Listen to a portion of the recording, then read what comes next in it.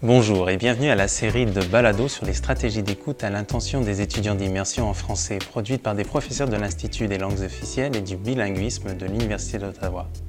Cette série de balados vous aidera à améliorer vos stratégies d'écoute et vous fournira des conseils pratiques sur la prise de notes pour vos cours universitaires en langue seconde. Balado 1. Introduction. Application des stratégies utilisées par les bons auditeurs. Vous voulez améliorer votre habilité à écouter? Vous voulez mieux comprendre les cours et prendre de meilleures notes? Ce balado vous expliquera les stratégies des bons auditeurs et vous montrera comment vous pouvez les appliquer pour mieux vous préparer à vos cours universitaires et pour mieux les comprendre. Des recherches menées sur les auditeurs qui apprennent une autre langue montrent qu'ils utilisent 3 types de stratégies pour faciliter leur écoute et la rendre plus efficace. Des stratégies métacognitives, cognitives et socio-affectives. Oui, j'ai entendu parler de l'importance des stratégies, mais qu'est-ce que ça veut dire exactement, les stratégies métacognitives? Quelles sont les différences entre les stratégies? Les stratégies métacognitives encadrent et orientent les processus d'écoute et de la prise de notes. Vous utilisez des stratégies métacognitives lorsque vous vous préparez pour un cours, lorsque vous anticipez ou devinez quelques-uns des points principaux que le professeur va discuter durant le cours, ou lorsque vous faites le vide dans votre esprit afin de vous concentrer sur le cours. Et les stratégies cognitives?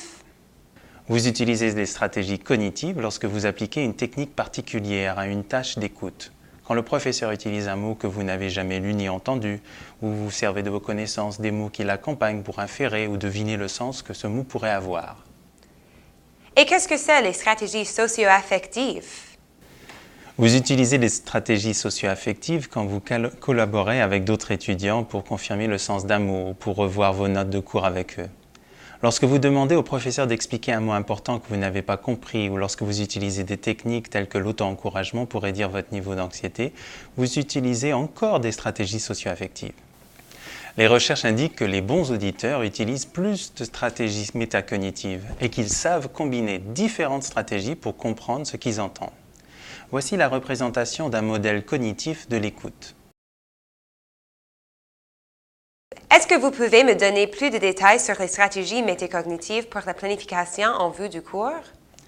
Un des éléments essentiels du processus d'écoute est la préparation.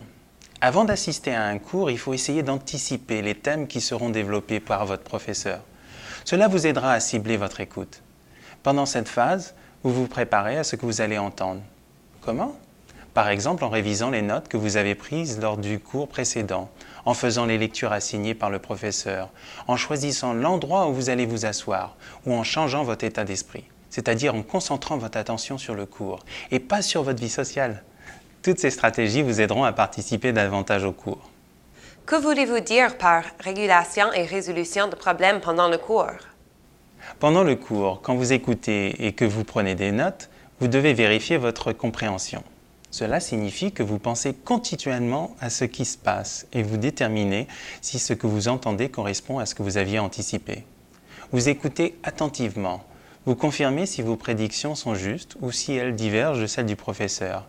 Et si c'est le cas, vous essayez de comprendre pourquoi. N'hésitez pas à poser des questions au professeur pour lui demander des explications. Vous pouvez aussi vous poser vos propres questions en mettant des points d'interrogation dans vos notes pour y revenir plus tard chez vous ou dans votre cours d'encadrement. C'est l'étape résolution de problèmes dans le processus d'écoute.